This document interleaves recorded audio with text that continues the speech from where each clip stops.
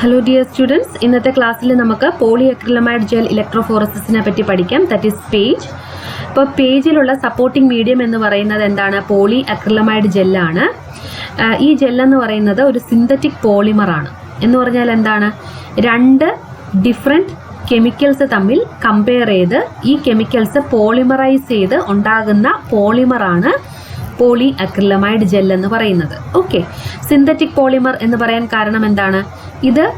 ഈ പോളിമർ ഉണ്ടാകുന്നത് രണ്ട് കെമിക്കൽസിൽ നിന്നാണ്. ഈ കെമിക്കൽസ് നാച്ചുറൽ അല്ല, സിന്തറ്റിക് ആണ്. അതുകൊണ്ടാണ് ഇതിനെ സിന്തറ്റിക് പോളിമർ എന്ന് പറയുന്നത്. മനസ്സിലായോ? അപ്പോൾ ഏതൊക്കെ കെമിക്കൽസ് ആണ് പോളി അക്രിലമൈഡ് ജെല്ലിന് കാരണമാകുന്നത്? അക്രിലമൈഡും മെത്തിലീൻ ബിസ് അക്രിലമൈഡും. ഇത് പഠിച്ചു വെച്ചേക്കണം കേട്ടോ. ഇനി പോളി അക്രിലമൈഡ് ജെൽസിനെ രണ്ട് തരത്തിൽ യൂസ് ചെയ്യാം. അതായത് പോളി അക്രിലമൈഡ് ജെൽസ് രണ്ട് ടൈപ്പ് ഉണ്ട്, കോളം ടൈപ്പും സ്ലാബ് ടൈപ്പും. ഇതിൽ സ്ലാബ് ജെൽസ് ആണ് കൂടുതലായിട്ടും നമ്മൾ യൂസ് ചെയ്യുന്നത് when compared to column gels. Okay, അപ്പം ഈ സ്ലാബ് എന്താണ്, കോളം എന്താണെന്നുള്ള നോക്കാം. സ്ലാബ് എന്ന് പറഞ്ഞാൽ ഇതുപോലത്തെ വളരെ തിന്നായിട്ടുള്ള രണ്ട് ഗ്ലാസ് പ്ലേറ്റുകൾ ചേർത്ത് വച്ചിട്ട്, ഞാൻ രണ്ട് ഗ്ലാസ് പ്ലേറ്റ് ചേർത്ത് വെക്കുന്നതായിട്ടാണ് വരച്ചിരിക്കുന്നത് കേട്ടോ. ചേർത്ത് വെച്ചിട്ട് അതിനകത്തേക്ക് പോളി അക്രിലമൈഡ് ജെല്ല് ഒഴിച്ചു കൊടുത്ത് കുറച്ച് കഴിയുമ്പം ഈ ജെല്ല് ഈ സ്പേസിനകത്തിരുന്ന് അങ്ങ് സോളിഡിഫൈ ചെയ്യും. ഇങ്ങനെ ഫോം ചെയ്യുന്ന ജെല്ലിനെയാണ് സ്ലാബ് ജെൽ എന്ന് പറയുന്നത്. മനസ്സിലായോ? Slab gel. അപ്പോൾ പോളി അക്രിലമൈഡ് ജെല്ല് പ്രിപ്പയർ ചെയ്യുന്നത് ബഫറും പിന്നെ അക്രിലമൈഡും മെത്തിലീൻ ബിസ് അക്രിലമൈഡും അല്ലാതെ കുറച്ച് കെമിക്കൽസും കൂടെ ആഡ് ചെയ്താണ്. അപ്പോൾ ആഡ് ചെയ്തെല്ലാം വരുമ്പോൾ എന്താവും? അതൊരു ശരിക്കും പറഞ്ഞാൽ ഒരു ലിക്വിഡ് ഫോമിലാണ് ഇരിക്കുന്നത്. ഈ ലിക്വിഡിനെ നമ്മൾ ഇതിനകത്തേക്ക് ഈ രണ്ട് ഗ്ലാസ് പ്ലേറ്റ്സിനെ അടുപ്പിച്ച് വെക്കുമ്പം ആ ഗ്ലാസ് പ്ലേറ്റ്സിൻ്റെ ഇടയിൽ ഒരു സ്പേസ് കാണില്ലേ, വളരെ മൈന്യൂട്ടായിട്ടുള്ള സ്പേസ്. ആ സ്പേസിലേക്കാണ് നമ്മൾ ഈ liquid polyacrylamide gel add ചെയ്ത് കൊടുക്കുന്നത്.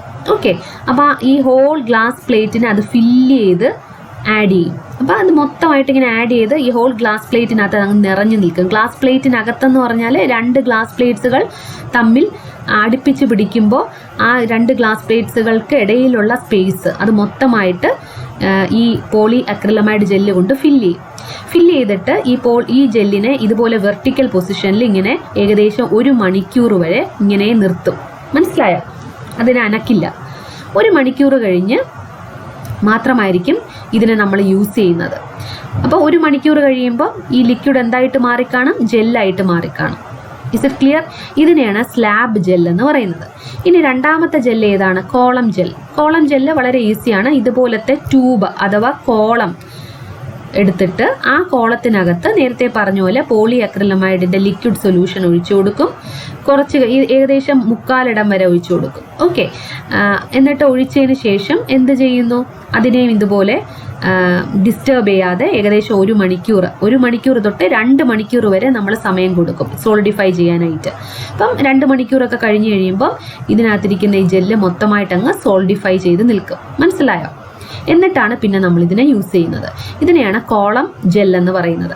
അപ്പോൾ പോളി അക്രിലമൈഡ് ജെൽസ് 2 തരത്തിലുണ്ട്, സ്ലാബ് ജെല്ലും കോളം ജെല്ലും. ഓക്കെ, അപ്പോൾ ഇത് വ്യത്യാസപ്പെട്ടിരിക്കുന്നത് നമ്മൾ ഇതിൽ യൂസ് ചെയ്തിരിക്കുന്ന മെറ്റീരിയൽസിൻ്റെ അടിസ്ഥാനത്തിലാണ്. ഗ്ലാസ് പ്ലേറ്റ് യൂസ് ചെയ്യുന്നെങ്കിൽ അതിനെ പറയുന്ന പേരാണ് സ്ലാബ് ജെൽ. അല്ല ഒരു ട്യൂബ് അല്ലെങ്കിൽ ഒരു കോളം യൂസ് ചെയ്യുന്നെങ്കിൽ അതിന് പറയുന്ന പേരാണ് കോളം ജെൽ. മനസ്സിലായോ? ഇതിൽ ഏറ്റവും നല്ലത് ഏതാണെന്ന് ചോദിച്ചാൽ അതിൽ നിസ്സംശയം നമുക്ക് പറയാം എന്താണ്? സ്ലാബ് ജെല്ലാണ് ഏറ്റവും കൺവീനിയൻ്റ് ആയിട്ടുള്ളത്. അതിൻ്റെ റീസൺ എന്താണ്? അറ്റ് എ ടൈം നമുക്ക് സെവറൽ സാമ്പിൾസ് അനലൈസ് ചെയ്യാൻ പറ്റും. അപ്പോൾ എന്താണ്? ഒരുപാട് സാമ്പിൾസ് നമുക്ക് അറ്റ് എ ടൈം അനലൈസ് ചെയ്യാൻ കഴിയുന്നത് കൊണ്ട് സ്ലാബ് ജെല്ലാണ് ഏറ്റവും കൺവീനിയൻ്റ് ആയിട്ടുള്ള പോളി അക്രിലമൈഡ് ജെൽ ടൈപ്പ് കേട്ടോ, when compared to column type. Column ടൈപ്പിലാണെങ്കിൽ ഒരു സിംഗിൾ സാമ്പിൾ മാത്രമേ നമുക്ക് അറ്റ് എ ടൈം അനലൈസ് ചെയ്യാൻ പറ്റുകയുള്ളൂ. മനസ്സിലായോ? ഇതാണ് അതിൻ്റെ ഡിഫറൻസ്. ഇനി എന്തുകൊണ്ടാണ് സ്ലാബ് ജെല്ലിൽ ഒരുപാട് samples at A time analyse ചെയ്യുക എന്ന് പറയുന്നത്? കാരണം സ്ലാബ് ജെല്ലിൻ്റെ സർഫസ് ഏരിയ കൂടുതലാണ് അല്ലേ, when compared to column gel. അപ്പോൾ സർഫസ് ഏരിയ ഇങ്ങനെ ഒരുപാട് സർഫസ് ഏരിയ ഉള്ളതുകൊണ്ട് നമുക്ക് ഇവിടെ ഒരുപാട് സാമ്പിൾസിനെ നമുക്ക് ഈ പ്ലേറ്റിൽ ഈ സ്ലാബ് ജെല്ലിൽ നമുക്ക് അറ്റ് എ ടൈം അനലൈസ് ചെയ്യാൻ കഴിയും, റൺ ചെയ്യിക്കാൻ കഴിയും. Is it clear? ഓക്കെ. അപ്പോൾ ഇപ്പോൾ പറഞ്ഞ ഈ പോളി അക്രിലമൈഡ് ജെല്ലിൻ്റെ 2 ഡിഫറെൻറ്റ് ടൈപ്സ് ആണ് ഇവിടെ കാണിച്ചിരിക്കുന്നത്, എയും ബിയും. എ എന്ന് പറയുന്നത് സ്ലാബ് ജെൽ ടൈപ്പും ഇത് ബി എന്ന് പറയുന്നത് കോളം ജെൽ ടൈപ്പും ആണ്. കണ്ടോ? ഇപ്പോൾ സ്ലാബ് ജെല്ല് നോക്കൂ നിങ്ങൾ, ഞാൻ നേരത്തെ പറഞ്ഞതുപോലത്തെ ഗ്ലാസ് പ്ലേറ്റുകളുടെ ഇടയിൽ ഒഴിച്ചതിന് ശേഷം സോൾഡിഫൈ ചെയ്ത് നിൽക്കുന്ന പോളി അക്രിലമൈഡ് ജെല്ലാണ് ഈ പിക്ചറിൽ കാണിച്ചിരിക്കുന്നത്. ഇനി ഈ ജെൽ ടൈപ്പിൻ്റെ മേളിലായിട്ട് കുഴികൾ കണ്ടോ, 4 കുഴികൾ. ഈ 4 കുഴികൾ എങ്ങനെ വന്നു എന്നുള്ളതാണ് ഇനി പറയാൻ പോകുന്നത്. അപ്പോൾ അതിനായിട്ട് ഞാൻ ഇതുപോലെ ആ പോളി അക്രിലമൈഡ് ജെല്ല് പ്രിപ്പയർ ചെയ്തത് ഒന്നും കൂടെ എനിക്ക് വരയ്ക്കേണ്ടി വരും. ഇങ്ങനെ ഞാൻ 2 എണ്ണം നേരത്തെ വരച്ചില്ലേ. ഓക്കെ, ഇതിൽ കറക്റ്റായിട്ട് എനിക്ക് അതിൻ്റെ കോർണേഴ്സൊന്നും ശരിയാവുന്നില്ല ഞാൻ ഇതിൽ വരയ്ക്കുന്നത് കൊണ്ട്. ഓക്കെ, അപ്പോൾ 2 സെയിം ഗ്ലാസ് പ്ലേറ്റ്സ് ആണ് നമ്മൾ എടുക്കുന്നത്. 2 ഗ്ലാസ് പ്ലേറ്റ്സുകൾ എടുക്കും. 2 ഗ്ലാസ് പ്ലേറ്റ്സിൻ്റെ വണ്ണവും വീതിയും ഹൈറ്റും ലെങ്ത്തും എല്ലാം സിമിലർ ആയിരിക്കും. ഓക്കെ, എപ്പോഴും സൂക്ഷിക്കേണ്ടത് വളരെ തിന്നായിട്ടുള്ള ഗ്ലാസ് പ്ലേറ്റ്സ് വേണം എടുക്കാൻ. എന്നിട്ട് ഈ ഞാൻ കാണിച്ചിരിക്കുന്ന ഈ സ്പേസ് കണ്ടോ, ഈ ഗ്ലാസ് പ്ലേറ്റുകൾ 2 എണ്ണം നമ്മളിങ്ങനെ അടുക്കി പിടിക്കുമ്പോൾ അതിൻ്റെ ഇടയിൽ വളരെ കുഞ്ഞായിട്ടുള്ളൊരു സ്പേസ് കാണില്ലേ? ഈ സ്പേസിനകത്തേക്കാണ് എന്ത് ആഡ് ചെയ്ത് കൊടുക്കുന്നത്? പോളി അക്രിലമൈഡ് ജെൽ ആഡ് ചെയ്ത് കൊടുക്കുന്നത്. മനസ്സിലായോ? അപ്പോൾ ഞാൻ നേരത്തെ പറഞ്ഞു, പോളി അക്രിലമൈഡ് ജെൽ എന്ന് പറയുമ്പോൾ പ്രിപ്പയർ ചെയ്യുമ്പം ആദ്യം അത് ഒരു ലിക്വിഡ് ഫോമിലാണ് ഇരിക്കുന്നത്. എന്നിട്ട് ഇതിനകത്ത് പോർ ചെയ്ത് ഈ മൊത്തം സ്പേസ് ഇതിനെ ഫില്ല് ചെയ്യിക്കും. അതായത് ഈ പോർ ചെയ്ത് ഈ പോളി അക്രിലമൈഡ് ജെല്ല് ഈ ഗ്ലാസ് പ്ലേറ്റിനകത്തുള്ള എല്ലാ സ്പേസിലും ഇതങ്ങ് കയറി ഫില്ല് ചെയ്യും. ഓക്കെ, അപ്പോൾ ഫില്ല് ചെയ്ത് കഴിഞ്ഞ് ഇതിനെ ഈ വെർട്ടിക്കൽ പൊസിഷനിൽ തന്നെ അനക്കാതെ ഏകദേശം 2 മണിക്കൂർ വരെ ഇതിനെ അങ്ങ് ഡിസ്റ്റർബ് ചെയ്യാതെ വച്ചിരിക്കും. 2 മണിക്കൂർ കഴിഞ്ഞിട്ട് ആണ് നമ്മൾ ഇതിനെ എടുക്കുന്നത്. അപ്പോൾ അതിന് മുൻപേ വേറൊരു കാര്യവും കൂടെ ഇവിടെ ചെയ്യും. അപ്പോൾ പോളി അക്രിലമൈഡ് ജെല്ല് ഇതിൽ ഫില്ല് ചെയ്യുന്നു ഞാൻ പറഞ്ഞു അല്ലേ. അപ്പം മൊത്തം ഇത് ഫുള്ളായിട്ട് ഇങ്ങനെ ഫില്ല് ചെയ്ത് കഴിഞ്ഞാൽ ഉടനെ തന്നെ ഒരു സാധനവും കൂടെ നമ്മൾ ഇതിൻ്റെ മേളിൽ വെച്ച് കൊടുക്കും. ആ സാധനത്തിനെയാണ് കോമ്പെന്ന് പറയുന്നത്. നമ്മൾ കോമ്പെന്ന് സാധാരണ പറയുന്നത് നമ്മുടെ തല ചീകുന്ന ചീപ്പിനെയാണ് അല്ലേ. അപ്പോൾ ഏകദേശം ചീപ്പിൻ്റെ ആകൃതിയിലുള്ള ഇതുപോലത്തെ ഒരു മെറ്റീരിയലാണ് എന്ത് വിളിക്കുന്നത്, കോമ്പെന്ന് പറയുന്നത്. കണ്ടോ, പെട്ടെന്ന് കണ്ട ചീപ്പ് പോലെ ഇരിക്കുന്നില്ലേ നമ്മുടെ. പക്ഷെ ചീപ്പിൻ്റെ പല്ലുകൾ ഇതിനെ ഓരോന്നിനെയും ടൂത്ത് എന്നാണ് പറയുന്നത്. ടീത്ത് എന്നാണ് പറയുന്നത്. ടീത്ത്. അപ്പോൾ ഓരോന്നും ഓരോ ടീത്താണ്. പക്ഷേ നമ്മുടെ കോമ്പിൻ്റെ ടീത്ത് കുറച്ചും കൂടെ നാരോ ആയിരിക്കും അല്ലേ. പക്ഷെ ഇവിടുത്തെ ടീത്ത് നോക്കൂ, നല്ല ബ്രോഡാണ്, വീതിയുള്ളതാണ്. മാത്രമല്ല ഈ കോമ്പ് വളരെ മൈന്യൂട്ടാണ്. എന്ന് പറഞ്ഞാൽ ഇതിൻ്റെ വണ്ണം എന്ന് പറയുന്നത് വളരെ തിന്നാണ് ഇത് കേട്ടോ. ഏകദേശം 1 മില്ലിമീറ്ററൊക്കെ വരുള്ളൂ ഇതിൻ്റെ തിക്നെസ് എന്ന് പറയുന്നത്. ഓക്കെ, അപ്പോൾ ഇങ്ങനത്തെ കോമ്പ് ഈ അപ്പാരറ്റസിൻ്റെ കൂടെ കിട്ടുന്നതാണ് ഈ കോമ്പെന്ന് പറയുന്നത്. അപ്പോൾ ഈ കോമ്പിൻ്റെ ടീത്ത് മനസ്സിലായല്ലോ. അപ്പോൾ കോമ്പ് എന്താണെന്ന് മനസ്സിലായി, കോമ്പിൻ്റെ ടീത്ത് എന്താണെന്ന് മനസ്സിലായി. ഇനി ഈ കോമ്പ് നമ്മൾ ഈ പോളി അക്രിലമൈഡ് ജെല്ല് ഇതിനകത്ത് ഫില്ല് ചെയ്യുമെന്ന് പറഞ്ഞില്ലേ. ഇതിനകത്ത് മൊത്തമായിട്ട് ഫില്ല് ചെയ്ത ഉടനെ തന്നെ ഇമ്മീഡിയറ്റ് ആയിട്ട് ഈ കോമ്പെടുത്ത് ഇതിൻ്റെ മേളിൽ ഇങ്ങനെ വയ്ക്കും. അപ്പോൾ കോമ്പെടുത്ത് വെച്ച് കഴിയുമ്പം ഞാൻ വരയ്ക്കാം. ഇതാ കോമ്പ് ഇങ്ങനെ നിൽക്കും കേട്ടോ. ഇപ്പോൾ കോമ്പ് ഇങ്ങനെ ഞാൻ വച്ച് കഴിഞ്ഞു. ഇനി കോമ്പ് വച്ചു എന്നുള്ളത് അറിയാനായിട്ട് ഞാനിവിടെ ടീത്ത് വരയ്ക്കുകയാണ്. ഇങ്ങനെ തന്നെ നമുക്ക് കാണാൻ പറ്റും. ടീത്ത് ഇങ്ങനെ ഇതിനകത്തേക്ക് ഇങ്ങനെ അകത്തേക്ക് ഇൻട്രൂഡ് ചെയ്ത് നിൽക്കും. ഇതുപോലെ കണ്ടോ, ടീത്ത് ഇങ്ങനെ അകത്തേക്ക് നിൽക്കുന്നത് കണ്ടോ. ഈ കോമ്പ് വച്ചതിന് ശേഷമാണ് നമ്മൾ ഏകദേശം 2 മണിക്കൂർ വരെ ഇതിനെ ഇൻക്യുബേറ്റ് ചെയ്യുന്നത്. ഇൻക്യുബേറ്റ് ചെയ്യാന്ന് പറഞ്ഞാൽ റൂം ടെമ്പറേച്ചറിൽ ഇത് എവിടെയാണോ നമ്മൾ ഈ കാര്യം പ്രിപ്പയർ ചെയ്ത് വച്ചിരിക്കുന്നത് ഇതുപോലെ തന്നെ വെർട്ടിക്കൽ പൊസിഷനിൽ തന്നെ ഇതിനെ ഇങ്ങനെ ഫിക്സ് ചെയ്ത് 2 മണിക്കൂർ വരെ അനക്കാതെ നിർത്തും. 2 മണിക്കൂർ കഴിഞ്ഞിട്ട് പതുക്കെ ഈ കോമ്പെടുത്ത് മാറ്റും. കോമ്പെടുത്ത് മാറ്റുമ്പം ഇനി ഈ പിക്ചർ നോക്കൂ, റൈറ്റിലുള്ള പിക്ചർ, എ പിക്ചർ.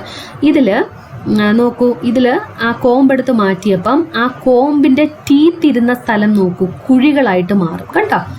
അങ്ങനെ 4 കുഴികൾ ഇവിടെ കിട്ടി. 4 കുഴികൾ കിട്ടിയതിൻ്റെ കാരണം എന്തെന്ന് പറഞ്ഞാൽ ഇവിടെ യൂസ് ചെയ്തത് 4 ടീത്തുള്ള കോമ്പായത് കൊണ്ടാണ്. കണ്ടോ, അപ്പോൾ ഈ കോമ്പിൻ്റെ ടീത്തിരുന്ന സ്ഥലമാണ് കുഴിഞ്ഞ് ഇതുപോലെ കുഴികളായി മാറിയത്.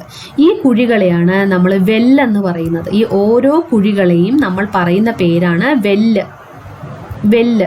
ഓക്കെ, കിണറെന്നുള്ള അർത്ഥം പോലെ വെല്ല്. ഈ വെല്ലിനകത്താണ് നമ്മൾ സാമ്പിൾസ് ലോഡ് ചെയ്യുന്നത്. അപ്പം സാമ്പിൾസ് ലോഡ് ചെയ്യുന്നത്, അപ്പോൾ ഈ സംഭവം ഈ വെല്ലെല്ലാം വളരെ മൈന്യൂട്ടാണ് കേട്ടോ. അപ്പം ഇതിനകത്തേക്ക് സാമ്പിൾ ഒഴിച്ചു കൊടുക്കുന്നത് എങ്ങനെയായിരിക്കും? മൈക്രോ പിപ്പറ്റ് കൊണ്ടായിരിക്കും. അപ്പം മൈക്രോ പിപ്പറ്റ് വഴി ഇഞ്ചെക്ട് ചെയ്താണ് കൊടുക്കുന്നത് സാമ്പിൾ. അപ്പം ഈ പിക്ചറിൽ സാമ്പിൾ ആഡ് ചെയ്ത് കാണിച്ചിട്ടുണ്ട് കണ്ടോ, കുറച്ച് കറുത്ത കളറിൽ താഴെ ഇങ്ങനെ വെല്ലിൻ്റെ താഴെയായിട്ട് സാമ്പിൾ ആഡ് ചെയ്തതായിട്ടാണ് ഇവിടെ കാണിച്ചിരിക്കുന്നത്. കണ്ടോ, മനസ്സിലായോ? ഇനി സാമ്പിൾ ആഡ് ചെയ്തതിന് ശേഷം പിന്നീട് ഈ അപ്പാരറ്റസിനെ കൊണ്ട് അതായത് ഈ ജെല്ലിനെ എടുത്തുകൊണ്ട് പോയി ഓക്കെ, സാമ്പിൾ ആഡ് ചെയ്യുന്നതിനും നമ്മളിത് കോമ്പിങ്ങനെ വച്ച് കോമ്പെടുത്ത് മാറ്റിയിട്ട് കോമ്പിങ്ങനെ വച്ചിരിക്കില്ലേ 2 മണിക്കൂർ ഇതിനെ ഡിസ്റ്റർബ് ചെയ്യലെന്ന് പറഞ്ഞില്ലേ, എന്നിട്ട് ഇതിനെ എടുത്തുകൊണ്ട് ഈ അപ്പാരറ്റസിനകത്തേക്ക് കൊണ്ട് ഫിക്സ് ചെയ്യും. ഇത് പോളി അക്രിലമൈഡ്, അതായത് പേജ് അപ്പാരറ്റസ് ആണ്, പേജിൻ്റെ അപ്പാരറ്റസ് ആണ് കേട്ടോ. ഹോൾ പേജിൻ്റെ അപ്പാരറ്റസ് ആണ് ഈ കാണിച്ചിരിക്കുന്നത്. ഈ പേജ് അപ്പാരറ്റസ് എങ്ങനെയാന്ന് പറഞ്ഞാൽ 2 ടാങ്ക് ഉണ്ടായിരിക്കും. Tank or chamber, buffer chamber or buffer tank. മേളിലൊരു ടാങ്ക്, താഴെ ഒരു ടാങ്ക്. ഇത് അപ്പർ ടാങ്ക് ആണ്, മേളിലത്തെ ടാങ്കാണിത് അപ്പർ, അതിനെ ഞാൻ യു എന്ന് പറഞ്ഞ് ഡിനോട്ട് ചെയ്യാണ്. താഴത്തെ ടാങ്കാണിത് ലോവർ ടാങ്ക് എൽ. ഓക്കെ, അപ്പം അപ്പർ ടാങ്കിലും ലോവർ ടാങ്കിലും ബഫർ ഫില്ല് ചെയ്തിട്ടുണ്ടായിരിക്കും. ഈ ബഫർ സൊല്യൂഷൻ എന്ന് പറയുന്നത് രണ്ടിടത്തും സിമിലർ ആണ്. അപ്പം സെയിം ബഫർ വേണം യൂസ് ചെയ്യാനായിട്ട് 2 ടാങ്കിലും. ഇത്രയും മനസ്സിലായല്ലോ. ഇനി അപ്പർ ബഫർ ടാങ്കിൽ നെഗറ്റീവ് ഇലക്ട്രോഡായ കാത്തോഡും ലോവർ ബഫർ ടാങ്കിൽ പോസിറ്റീവ് ഇലക്ട്രോഡായ ആനോഡും ആയിരിക്കും ഫിക്സ് ചെയ്ത് വെച്ചിരിക്കുന്നത്. മനസ്സിലായോ?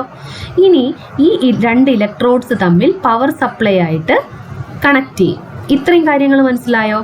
ഇങ്ങനെ ഇത്രയും ചെയ്ത് വെച്ചതിന് ശേഷമാണ് ഈ കോമ്പെടുത്ത് മാറ്റുന്നത് കേട്ടോ. കോമ്പെടുത്ത് മാറ്റിയിട്ട് അപ്പോൾ കോമ്പിൻ്റെ ടീത്ത് ഇരുന്ന സ്ഥലത്ത് നേരത്തെ ഞാൻ പറഞ്ഞ പോലെ വെൽസ് ഉണ്ടായിരിക്കും. ഈ വെൽസിനകത്ത് ഉടനെ തന്നെ സാമ്പിൾ ലോഡ് ചെയ്യും. ഇത്രയും മനസ്സിലായോ? എന്നിട്ട് പവർ സപ്ലൈ ഓൺ ചെയ്യും. ഓൺ ചെയ്യുമ്പോൾ കറണ്ട് ഫ്ലോ ചെയ്യും അല്ലേ? കറണ്ട് ഫ്ലോ ചെയ്യുമ്പം ഈ സാമ്പിളിനകത്തുള്ള മോളിക്യൂൾസ്, ചാർജ്ഡ് പാർട്ടിക്കിൾസ് ഇതുപോലെ താഴേക്ക് റൺ ചെയ്യാൻ തുടങ്ങും, അതായത് മൂവ് ചെയ്യാൻ തുടങ്ങും. ഈ മൂവ് ചെയ്യുന്നതിനെയാണ് നമ്മളിവിടെ റൺ ചെയ്യുക എന്ന് പറയുന്നത് കേട്ടോ. അപ്പോൾ ഇലക്ട്രോഫോറസിസിൽ ചാർജ്ഡ് പാർട്ടിക്കിൾസ് മൂവ് ചെയ്യുന്നതിനെ നമ്മൾ എന്താണ് വിളിക്കുന്നത്? റൺ ചെയ്യുക എന്നാണ് പറയുന്നത്. RUN, run. അപ്പം ഞാനിനി റൺ ചെയ്യുക എന്നുള്ളതേ പറയുള്ളൂ കേട്ടോ. So the charged molecules will start running. മനസ്സിലായോ? ഓക്കെ, അപ്പോൾ ഈ ചാർജ്ഡ് മോളിക്യൂൾസ് പോസിറ്റീവ് ചാർജും ഉണ്ട് നെഗറ്റീവ് ചാർജും ഉണ്ട് അല്ലേ? അപ്പോൾ പോസിറ്റീവ് ചാർജുള്ള മോളിക്യൂള് എന്തിലായിരിക്കും? അതായത് പോസിറ്റീവ് അയോൺസ്, ഞാൻ ചാർജ്ഡ് പാർട്ടിക്കിൾസ് എന്ന് പറയുന്നതിനെക്കാട്ടിലും അയോൺസ് എന്ന് പറയാം. അപ്പോൾ പോസിറ്റീവ് അയോൺസ് ഏത് ഇലക്ട്രോഡിൻ്റെ അടുത്തായിരിക്കും നിൽക്കുന്നത്? Negative electrode. നെഗറ്റീവ് ഇലക്ട്രോഡ് ഇവിടെ മേളിലാണ് ഇരിക്കുന്നത് അല്ലേ? അപ്പം പോസിറ്റീവ് അയോൺസ് നെഗറ്റീവ് ഇലക്ട്രോഡിൻ്റെ അവിടെ തന്നെ നിൽക്കും, താഴോട്ട് പോവില്ല.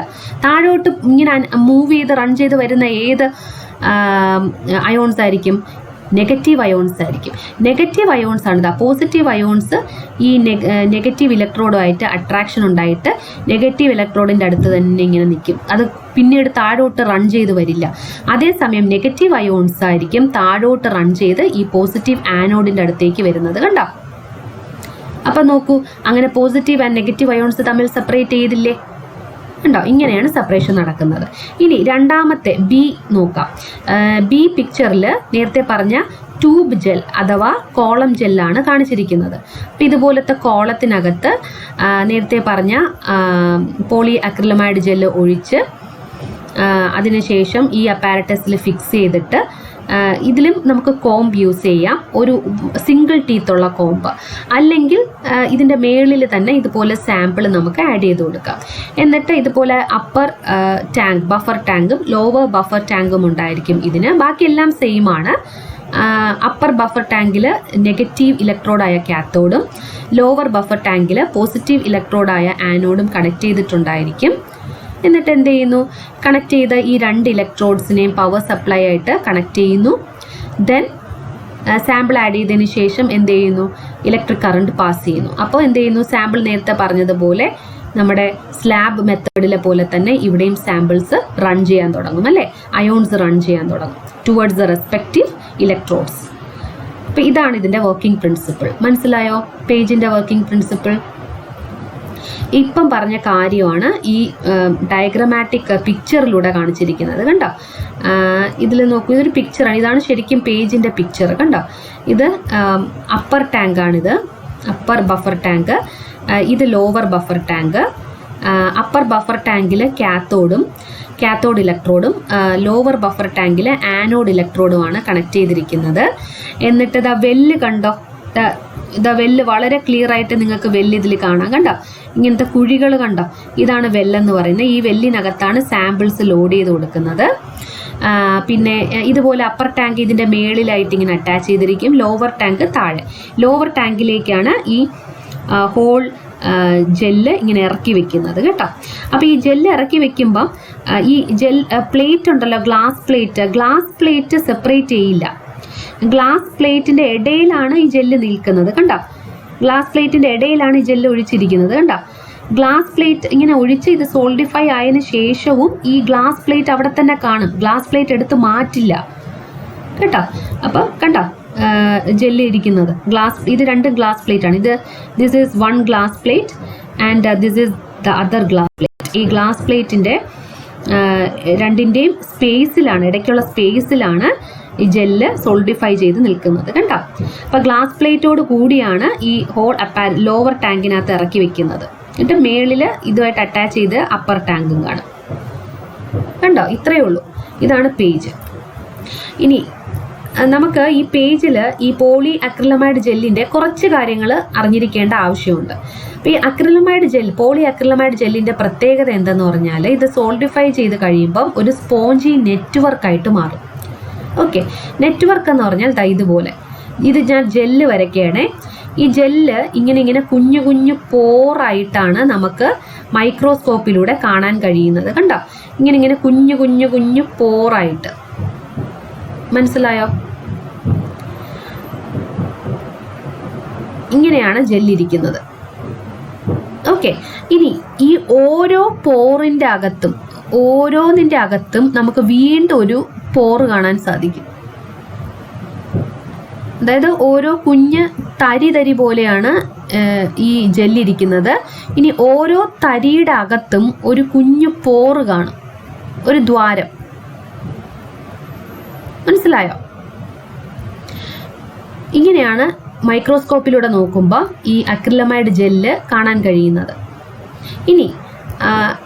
ഇനി നമ്മൾ സാമ്പിൾ മോളിക്യൂൾസിനെ ആഡ് ചെയ്യണം. ഞാൻ ഇവിടെ സാമ്പിൾ മോളിക്യൂൾസിനെ ആഡ് ചെയ്യുന്നത് കാണിക്കുകയാണ്.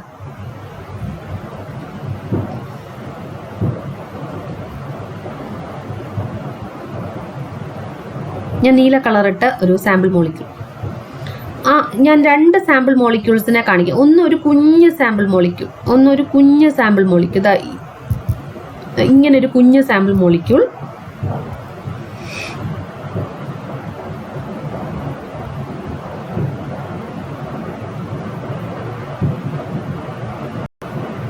രണ്ട് റെഡായി പോയല്ലേ.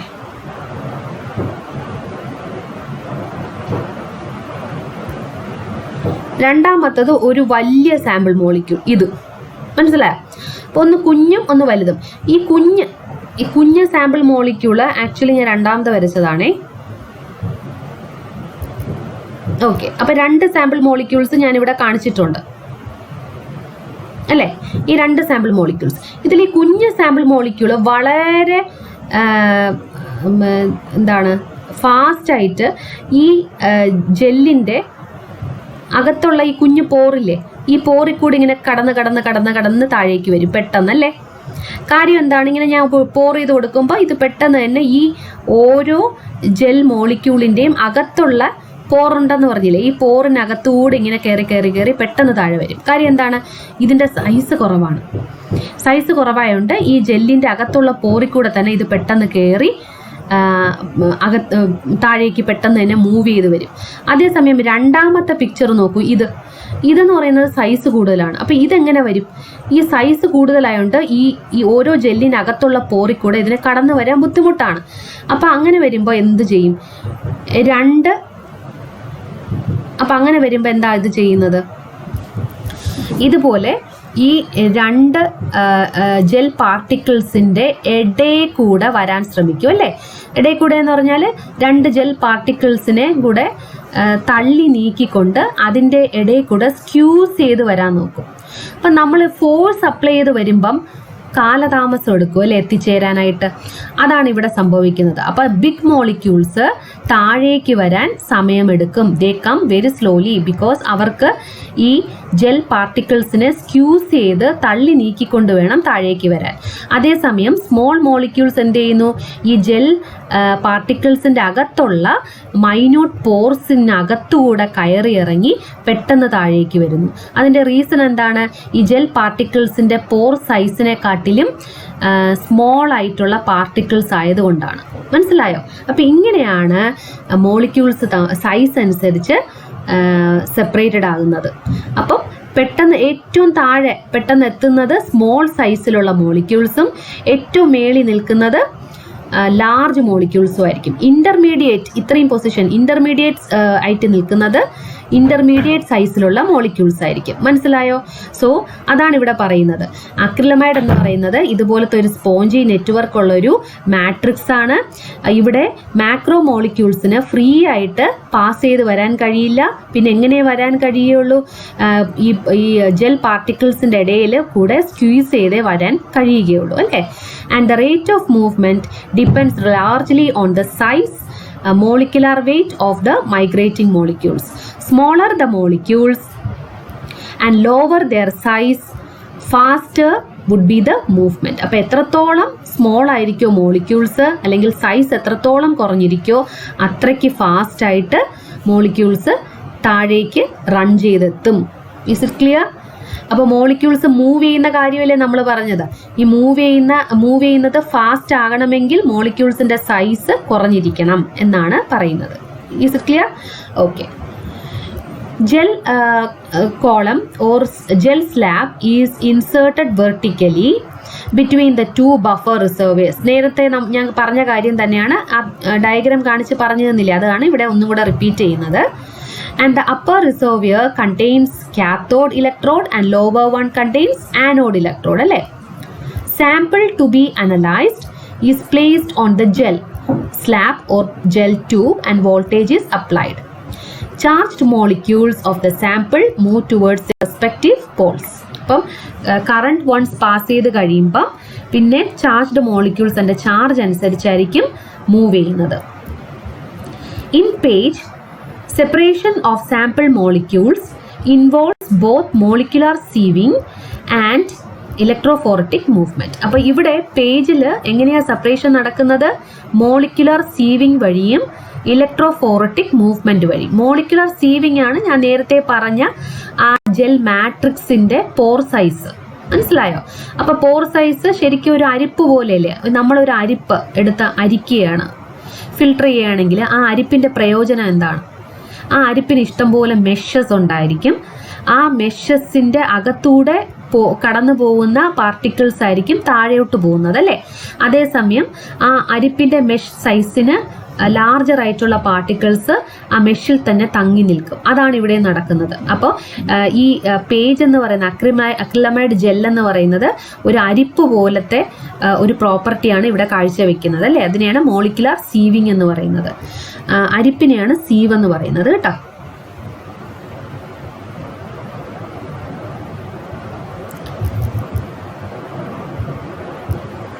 ഓക്കെ. ഇനി അതുകൂടാതെ ഈ പാർട്ടിക്കിൾസിന്റെ മൂവ്മെന്റ് നേരത്തെ പറഞ്ഞതുപോലെ ആ പാർട്ടിക്കിൾസ് മൂവ് ചെയ്യുന്നത് കൊണ്ടാണ് സെപ്പറേറ്റഡ് ആകുന്നത് അല്ലേ.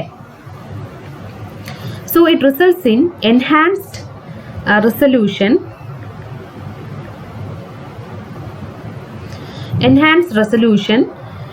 and enhanced resolution of the component molecules. അപ്പോൾ നോക്കൂ, അപ്പോൾ രണ്ട് ക്രൈറ്റീരിയയിലൂടെയാണ് സെപ്പറേഷൻ നടക്കുന്നത്. അതായത് ഈ ചാർജ് പാർട്ടിക്കിൾസിൻ്റെ ചാർജ് അനുസരിച്ചുള്ള മൂവ്മെൻറ്റ്, രണ്ടാമത് ഈ അക്രിലമൈഡ് ജെല്ലിൻ്റെ മോളിക്കുലർ സീവിങ് പ്രോപ്പർട്ടി. അപ്പം ഈ രണ്ട് പ്രോപ്പർട്ടി അതിജീവിച്ചാണ് ഈ മോളിക്യൂൾസ് സെപ്പറേറ്റഡ് ആകുന്നത്. അതുകൊണ്ട് തന്നെ കുറച്ചും കൂടെ നല്ല എൻഹാൻസ്ഡ് ആയിട്ടുള്ള റെസൊല്യൂഷൻ അല്ലെങ്കിൽ ക്ലാരിറ്റി അല്ലെങ്കിൽ ആക്യുറസിയാണ് നമുക്ക് ഇതുവഴി കിട്ടുന്നത്, ഈ പേജ് വഴി നമുക്ക് കിട്ടുന്നത്. അപ്പോൾ റിസൾട്ട്സ് കുറച്ചും കൂടെ ആക്യുറേറ്റ് ആയിരിക്കും. A page is used for the separation of large molecules such as proteins. Large molecules അല്ല, small molecules ആണ് കേട്ടോ, സ്മോൾ മോളിക്യൂൾസ് ആണ്. അപ്പോൾ പ്രോട്ടീൻസ് പോലത്തെ കുറച്ച് സ്മോൾ മോളിക്യൂൾസിനെ സെപ്പറേറ്റ് ചെയ്യാൻ വേണ്ടിയിട്ടാണ് നമ്മൾ പേജ് സാധാരണയായിട്ട് യൂസ് ചെയ്യുന്നത്. ഓക്കെ, അപ്പോൾ പ്രോട്ടീൻസ് എന്ന് പറഞ്ഞാൽ ലാർജ് പ്രോട്ടീൻസും ഉണ്ട്, സ്മോൾ പ്രോട്ടീൻസും ഉണ്ട്. പ്രോട്ടീൻസിനെ ആദ്യം നമ്മൾ ബ്രേക്ക് ചെയ്യും, സ്മോൾ ഫ്രാഗ്മെൻറ്റ്സ് ആയിട്ട് ബ്രേക്ക് ചെയ്തിട്ടാണ് നമ്മളിവിടെ പേജ് ചെയ്യുന്നത് കേട്ടോ. അപ്പോൾ പ്രോട്ടീൻസിൻ്റെ സെപ്പറേഷന് വേണ്ടിയിട്ടാണ് നമ്മൾ സാധാരണയായിട്ട് പേജ് ചെയ്യുന്നത്. Is it clear? ന്യൂക്ലിക് ആസിഡ്സും DNA ഒക്കെ വെച്ച് കമ്പയർ ചെയ്യും. ന്യൂക്ലിക് ആസിഡ്സ് എന്ന് പറഞ്ഞാൽ DNA ആണ് അല്ലേ, RNA and DNA, nucleic acids. അപ്പം ഇങ്ങനെ ന്യൂക്ലിക് ആസിഡ്സിനെയും പിന്നെ ന്യൂക്ലിയോടൈഡ്സിനെയൊക്കെ വെച്ച് കമ്പയർ ചെയ്യുമ്പോൾ പ്രോട്ടീൻസ് എന്ന് പറയുന്നത് സ്മോൾ മോളിക്യൂൾസ് ആണ്. അപ്പോൾ പേജിൻ്റെ യൂസ് എന്താണ്? Separation of proteins. പിന്നെ നെക്സ്റ്റ് ക്ലാസ്സിൽ അടുത്ത gel electrophoresisനെ പറ്റി പഠിക്കാം. So thanks a lot my dear students for your patient listening and cooperation. Thank you.